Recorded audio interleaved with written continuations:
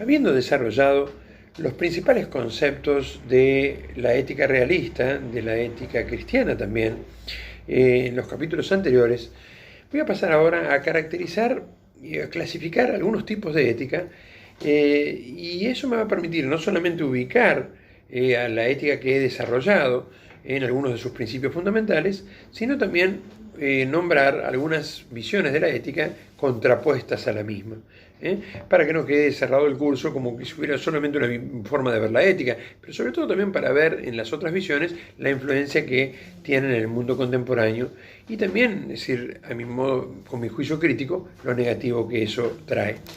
Fíjense, una forma de clasificar las éticas es a través de algunos conceptos como los que vamos a plantear ahora. Por ejemplo, dividir las éticas en éticas intelectualistas, heterónomas teónomas, un grupo, y éticas voluntaristas autónomas, otro grupo.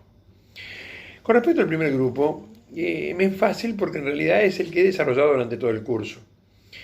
¿En qué sentido tomamos intelectualistas? Primero, ¿en qué sentido no? A lo mejor en algún manual ustedes encuentran una ética intelectualista como símbolo de la moral o expresada en la moral socrática.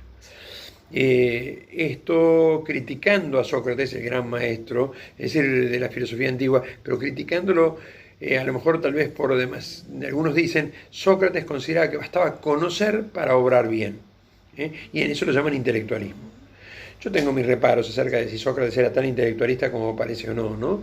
Por varias razones. Pero independientemente de esos reparos, pareciera que Sócrates en más de una vez afirma que el conocimiento o en la ignorancia está la causa del mal. Entonces, si yo conociera, obraría bien.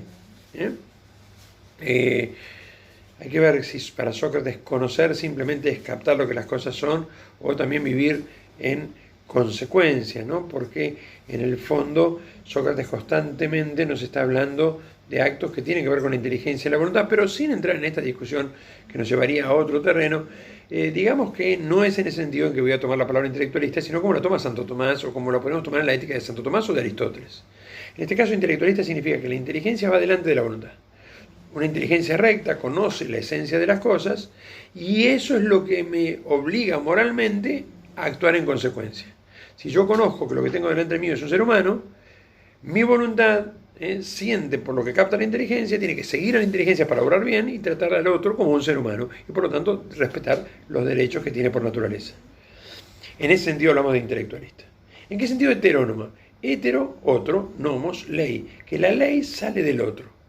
La ley sale del otro significa que yo no hago mi propia ley.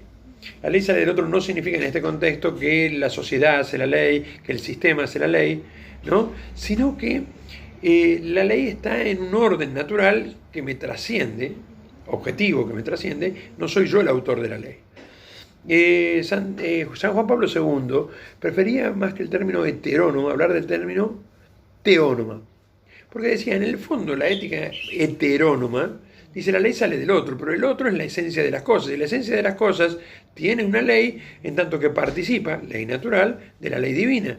En el fondo la ley sale de Dios.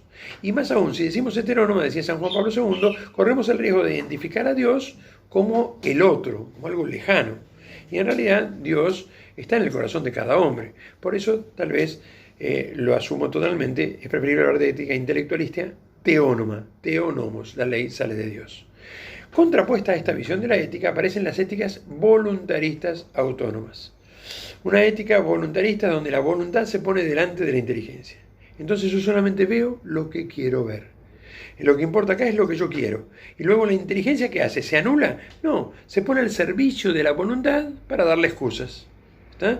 Entonces yo quiero no pagar los impuestos y entonces me pongo con mi inteligencia a decir, bueno, nadie los paga, bueno, son injustos, bueno, yo no tengo suficiente, bueno, en el fondo yo, ¿por qué le tengo que dar al Estado esto? En el fondo no estoy de acuerdo con el presidente o con y en el fondo me empiezo a dar excusas para justificar algo que en principio vi que no correspondía, que yo tenía una obligación, si estos impuestos son justos, obviamente, ¿no? Es decir, y sin embargo me voy autojustificando para no hacerlo. La voluntad va por delante. Yo veo lo que quiero. Y la inteligencia empieza a justificar, a buscar excusas. Hoy lo vemos en cosas mucho más graves y terribles como el aborto, por ejemplo, ¿no? Es decir, entonces, yo quiero o no quiero tener a este hijo. Y entonces empiezo a buscar justificaciones que en el fondo esconden una realidad, ¿no? Un no querer aceptar una realidad que en este caso es los derechos de la vida de un niño por nacer, por ejemplo. Hay otros ejemplos, pero me gustaba dar este como un ejemplo para analizar. Voluntarista. ¿Por qué autónoma? Porque las leyes voluntaristas autónomas, las éticas voluntaristas autónomas plantean que la ley la hace el sujeto. Auto, nomos. Yo hago mi propia ley. Por supuesto que acá hay diferentes. Algunos dicen es el sujeto individual, yo hago lo que se me da la gana, una moral de situación, de acuerdo a la situación, actúo y hago lo que quiero. Y otras, es decir, que hablan de el yo, no como un sujeto individual, sino, por ejemplo, como en Kant, como un sujeto trascendental. Es el hombre el que hace la ley. Es la humanidad la que hace la ley, es el partido el que hace la ley, es el gobierno el que hace la ley, es el Estado el que hace la ley. Dicho de otra manera, siempre es el hombre o la humanidad la que determina qué está bien y qué está mal. Un hombre que indudablemente termina ocupando el lugar de Dios. Protágoras ya lo decía en la antigüedad, el hombre se convierte en la medida de todas las cosas, yo hago mi propia ley. Por eso voluntarista, autónoma van de la mano. Lo extraño es que dentro de las voluntaristas autónomas encontramos dos visiones que son opuestas, pero que en su raíz se parecen muchísimo. Por ejemplo, una moral de represión de las pasiones, al estilo de la moral kantiana, es voluntarista autónoma, y una moral de liberación de las pasiones, al estilo de Nietzsche o de Sartre, también son morales voluntaristas autónomas. Represión y liberación, dos grandes desequilibrios que rompen la armonía que predicaba Aristóteles y que continúa también San Agustín y Santo Tomás en el terreno de la ética. ¿Sí? En el próximo video hablaremos un poquitito acerca de la moral kantiana y después daremos algún ejemplo de éticas de liberación de las pasiones, como podría ser la ética de Nietzsche también. Muchísimas gracias por la atención.